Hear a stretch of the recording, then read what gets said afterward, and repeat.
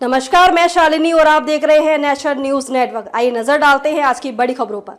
BrahMos air defence system Bharat Indonesia के बीच defence deal पर कहां तक पहुंची बात। इंडोनेशिया के राष्ट्रपति भारत के गणतंत्र दिवस समारोह में शामिल होने पहुंचे हैं। इस बीच दोनों देशों के बीच रक्षा सहयोग और टेक्नोलॉजी शेयरिंग पर चर्चा जारी है। ब्रह्मोस मिसाइल प्रणाली और अन्य रक्षा परियोजनाओं के लिए बड़े समझौते की संभावना है।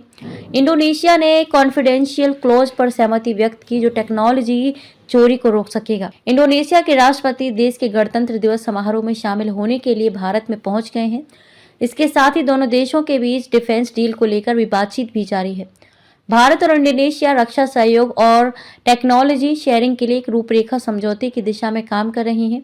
ये डिफेंस डील सतह से सतह पर मार करने वाली मिसाइलों, एयर डिफेंस सिस्टम और पनडुब्बी निर्माण टेक्नोलॉजी के ट्रांसफर जैसी कई बड़े प्रोजेक्ट के लिए रास्ता खोल सकता है। ब्रह्मोस को लेकर होगा करार। हमारे सहयोगी सूत्रों ने कहा है कि बड़ा समझौता हाई लेवल टेक्नोलॉजी ट्रांसफर करने और हथियार सिस्टम के मिलकर उत्पादन के लिए एक विश्वसनीय और कानूनी आधार प्रदान कर सकता है।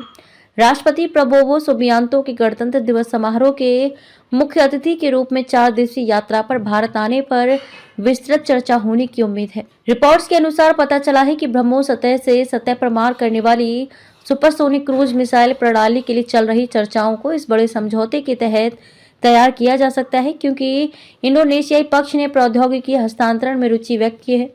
सरकार से सरकार के आधार पर रूस के लिए भी सुविधा की एक परत जुड़ जाएगी, जो ब्रह्मोस कार्यक्रम में बराबर का भागीदार रहा है। कॉन्फिडेंशियल क्लॉज पर सहमति। ईडी को पता चला है कि इंडोनेशिया ने ब्रह्मोस मिसाइलों की खरीद के लिए रूसी और भारतीय दोनों पक्षों के एक कॉन्फिडेंशियल क्लॉज पर सहमति व्यक्त की है, जो टेक्नोलॉजी की किसी भी चोरी को रोक देगा। सूत्रों ने बताया कि कम से कम 3 बड़ी परियोजनाओं पर चर्चा की जा रही है। इनमें ब्रह्मोस मिसाइल, प्राइवेट सेक्टर की कंपनी की तरफ से विकसित की जा रही वायु रक्षा प्रणाली और पनडुब्बी टेक्नोलॉजी में सहयोग शामिल है।